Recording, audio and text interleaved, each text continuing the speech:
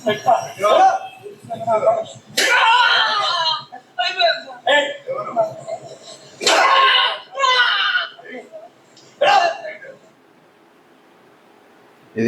పరిస్థితి ఎట్లొచ్చిందంటే వీళ్ళు ఏమనుకున్నారంటే, నేనేమంటానంటే వీళ్ళు చిన్నతనంలో తప్పు చేయడానికి కారణం ఎవరు? వీళ్ళ తల్లిదండ్రుల యొక్క పేదరికం కావచ్చు, లేదంటే చదువు చెప్పే టీచర్లది కావచ్చు, లేదంటే ఇంకా ఏమన్నా బ్యాడ్ క్యారెక్టర్ కావచ్చు. వీళ్ళు ఏదో తప్పు గంజాయి బ్యాచ్ తిరుగుబోతులు తయారయ్యారు. కానీ దాని తర్వాత ఈ పోలీసులు తప్పు చేయడానికి కారణం ఎవరు? మీరు మంచోళ్ళే కదా, మీరు చదువుకున్నారు, పరీక్ష రాసిరు, పాస్ అయ్యారు, ఈ జాబ్ వచ్చింది కదా. అంటే నేనేమంటానంటే ఇప్పుడు చాలామంది సమర్థించేటువంటి క్యారెక్టర్ ఆకతాయిలను మేము అట్లే చేస్తాం. మరి ఇక నేనేమంటానంటే ఎవరు తప్పు చేసినా పోలీసులు శిక్షిస్తారు. కోర్టులు తీసేద్దాం, లాయర్లు వద్దు, కోర్టులు వద్దు, సమాజం వద్దు, మొత్తం తీసేసి ఇట్లనే పెట్టిద్దాం. మరి దీనికి ఏమైనా తగ్గుతుంది? నేనేమంటానంటే ఎవడెవడైతే పోలీసులు ఇక్కడ ఇన్వాల్వ్ అయ్యారో వీళ్ళందరినీ తీసుకుపోవాలి. వీళ్ళని కూడా సస్పెండ్ చేసి లేదంటే జైల్లో పెట్టి జైల్లో పెట్టి మొత్తం వీడియోలు పెట్టాలి. ఏమనుకుంటారు మీరు? నాకు అర్థం కాదు. కాన్స్టిట్యూషన్ ఏం చెప్తా ఉన్నది అంటే ఇంత బరితెగింపు. వీళ్ళకి చదువు చక్కగా చెప్పక, బుద్ధి జ్ఞానం లేక వాళ్ళు తప్పులు చేసి సమాజంలో ఉంటే కేసులు రాసి జైళ్ళకి పంపాల్సినటువంటి మీరు నడి రోడ్లో తీసుకొచ్చి వాళ్ళను పశువులు కొట్టినట్టు కొట్టడం ఏంది? ఉందా కోర్టులో ఎక్కడైనా చట్టాలు ఉన్నాయా? వాడు అత్యంత పెద్ద నేరస్తుడు అయితే వాడిని ఉరిదీసే ఉంటుంది. అన్ని చర్చల తర్వాత వాడు నిజంగా సమాజాన్ని బతకనీయకపోతే, వాడి వల్ల ప్రమాదం అయితే, ఇది సమాజంలో అంత ప్రమాదకారులుగా ఉంటే వాడిని ఉరిదీస్తారు, కోర్టు తీస్తుంది. పోలీసులుగా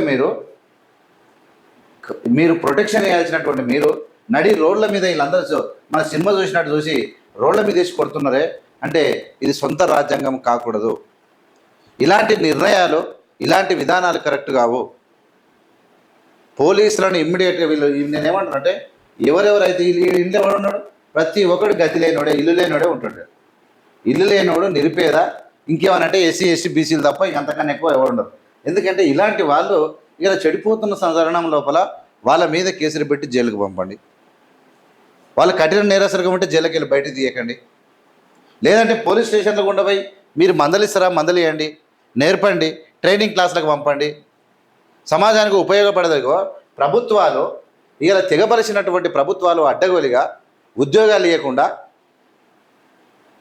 భవిష్యత్తులో అడ్డగోలిగా ధరలు పెంచి సమాజాన్ని నాశనం చేస్తూ కోటాను కోట్ల రూపాయలు రాజకీయ నాయకులు సంపాదించుకుంటుంటే, లంచాలకు ఎగబడి పోలీసు వాళ్ళు పీక్క తింటూ ఉంటే, సమాజంలో ఏం చేయని అర్థం కానటువంటి మామూలు సమాజం మీద పడి ఇలా ఇలాంటి పతాపాలకు వచ్చినాయి.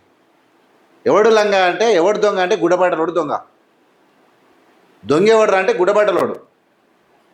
సమాజంలో ఊళ్ళో ఎవడు ఉన్నదంటే ఊళ్ళో దొంగతనం అయిందంటే ఎవడున్నారా అంటే గతి లేనోడు, ఇల్లు లేనోడు, గతి లేనోడు అంటే వాడు దొంగ. మరి దొరెవడు?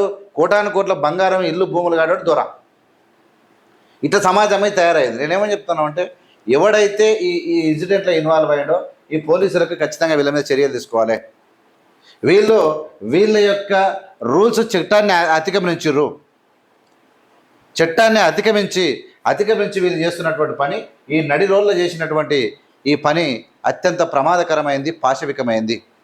ఈ సమాజంలో పోలీసులే కొట్టడం మొదలు పెడితే, నేనేమంటానంటే కొట్టడం మొదలు పెడితే పోలీసులు లాఠీలు, తుపాకు ఉన్నది కాల్చపోయారు, మీకు తుపాకులు కూడా ఇస్తారు, కాల్చి పడేస్తే అయిపోతుంది కదా.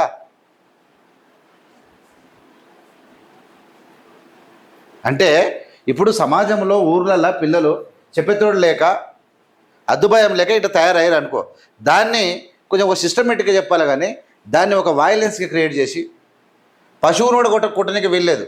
మీరు రోడ్ల మీదకి తీసుకొచ్చి కొట్టినటువంటి తీరును పూర్తిగా అక్కడ ఉన్నటువంటి బాధ్యత పవన్ కళ్యాణ్.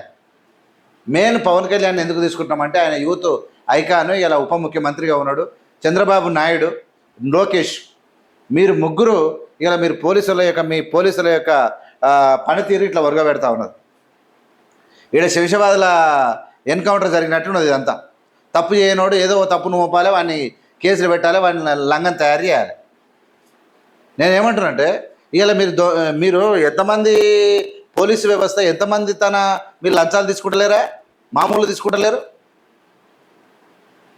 మీరు మామూలు ఇసుక దందా వసూలు చేస్తలేరా? సారా దందా దగ్గర వసూలు చేస్తలేరా? లేకుంటే మామూలు హోటళ్ళ దగ్గర వసూలు చేస్తలేరా? అంటే మీరేమో మామూలు వసూలు చేసి మీరు లంగదందలు చేస్తూ ఉంటే, రాజకీయ నాయకులు అడ్డగోలుగా దోసుకతో కోటీశ్వర్లు అయిపోతూ ఉంటే, ఇలా పడిరాని ఇలా మీ మనిషి అయి పుట్టినందుకు వాడు మీ చేత నడి బజార్లో దెబ్బలు తినేటువంటి పరిస్థితికి వచ్చింది. ఎంతమంది మామూలు పోలీస్ స్టేషన్లకు లంగాలను ప్రోత్సహించేది ఎవడా? పోలీసులు కాకపోతే. ఇలా దొంగ నడుస్తూ ఉంది అంటే వాడు ఎంతో అంతో అందజేయకపోతే వాళ్ళకి ఖచ్చితంగా పోలీసులు కనుక ఉక్కుపాదం మోపితే ఇంతవరకు ఈ దందలే ఉండవు. పోలీసులు కరెక్ట్ కనుక చేయగలిగితే లంగ దందలు అనేటివే ఉండవు.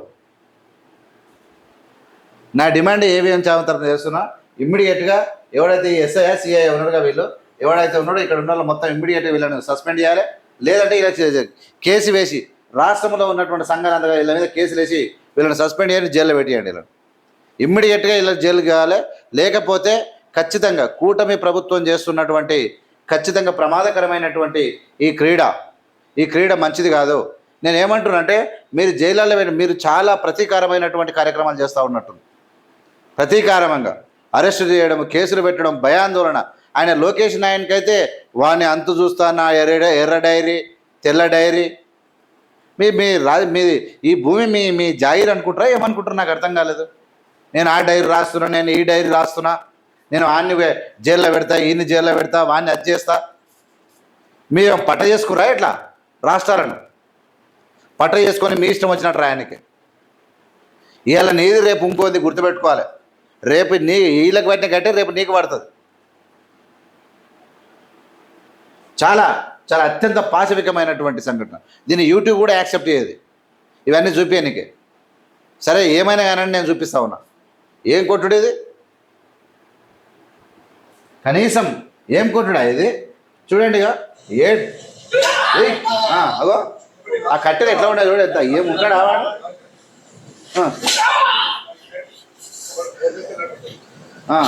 ఇగో మొత్తం సినిమా చూసినట్టు చూస్తారు అందరూ.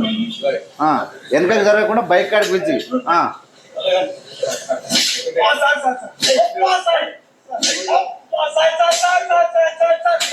ఉంటావా పలిగిపోయినా ఎక్కడ అక్కడ కాళ్ళు.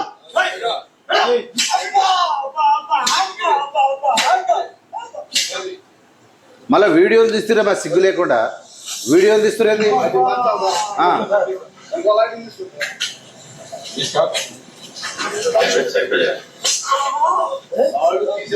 ఏవాడు ఓరి బాబో ఓరి బాబో.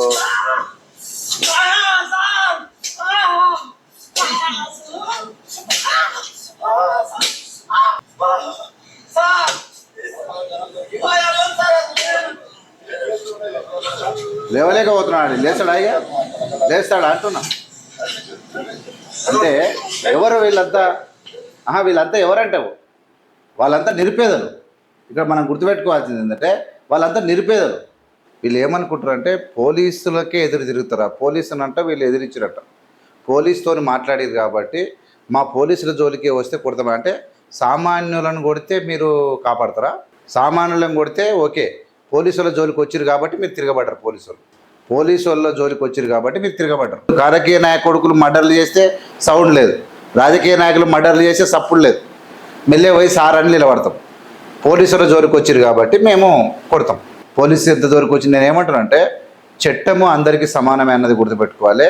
చట్టము ఒక విలువలతోని చట్టం ఏం చెప్తుందో అది చేయాలి తప్ప మనిష్టం వచ్చినప్పుడు పశువులను కొట్టినట్టు కొడితే మాత్రం వాళ్ళకి మీకు తేడేముంది? వాళ్ళు రౌడీ షీటర్లు వేరే తప్పు చేసారు, మీరు రౌడీ షీటర్లకు మీకు తేడేంది?